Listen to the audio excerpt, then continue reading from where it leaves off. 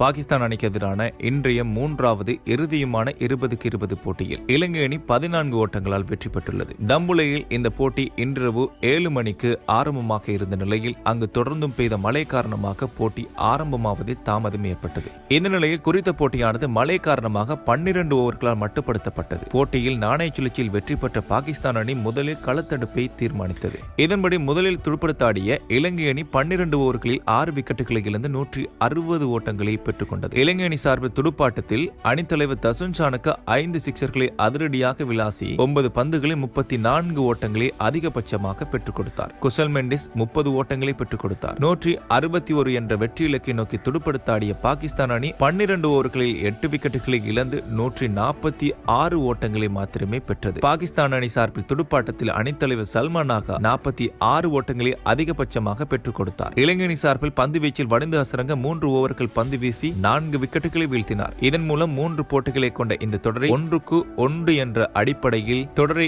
இலங்கை அணி சமன் செய்துள்ளது.